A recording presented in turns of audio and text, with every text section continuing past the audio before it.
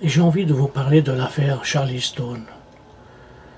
Charlie Stone était un jeune, un jeune homme qui, à un moment donné dans sa vie, pour des raisons étranges, a violé une jeune fille et bien sûr, bien entendu, fut condamné à tant d'années de prison. A-t-il subi une thérapie? C'est difficile à dire parce que personnellement j'ai rencontré Charlie Stone un jour comme ça par hasard dans la rue et il m'a raconté sa vie. Et à travers ce qu'il m'a raconté, j'ai essayé d'écrire un roman, un petit roman. Moi, tout ce qui est un peu plus qu'une nouvelle, c'est un roman. Bon, bref. Et j'ai essayé de comprendre, de me mettre à la place de cet homme, de ce jeune homme. Chose très difficile, parce que quand on n'a pas commis de viol, comment voulez-vous vous mettre à la place de cet individu? C'est quasiment impossible. C'est impossible de se mettre dans la peau d'un tueur. Tout ce qu'on peut faire, tout ce que peut faire un poète, un écrivain, un dramaturge, c'est d'imaginer, d'essayer de se mettre. C'est ce que j'ai fait. Et pour savoir pour quelle raison il a agi ainsi. L'histoire est triste. Elle est triste parce qu'elle se termine, il faudra lire le roman.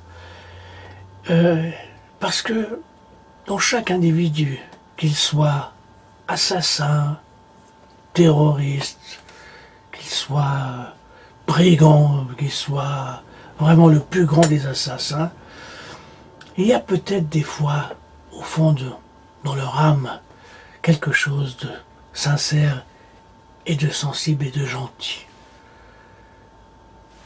Ces gens-là ne sont pas le diable en personne. Ce sont des gens qui ont subi quelque chose, soit dans leur jeunesse, à un moment donné de leur vie. Il dut avoir un choc psychologique, quelque chose qui a déclenché en eux ce désir d'horreur. Car je pense que l'être humain n'est pas mauvais, mais c'est peut-être la société ou la vie qui le rend ainsi.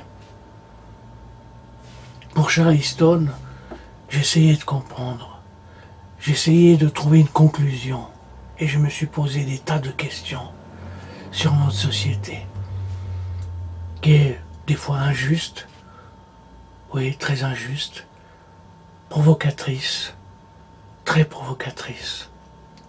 Car toute méchanceté humaine, qu'elle soit sociale ou ailleurs, engendre forcément une autre méchanceté. Et ça se voit dans le monde actuel. Tous ces assassins, tous ces terroristes, ces abominables personnes, il y a quelque chose qui a déclenché en eux. L'horreur ne vient pas par hasard. L'horreur vient parce qu'il y a quelque chose qui a déclenché l'horreur. Et c'est ça qu'il faut chercher. Et c'est ça. Et nous sommes tous responsables de ce qui se passe dans le monde et ce qui se passe dans chacun de nous. Il faut être attention à ce qui se passe, être attentif au monde, attentif à ce que le monde déclare, tout ce que le monde propage comme information, comme éducation. C'est essentiel.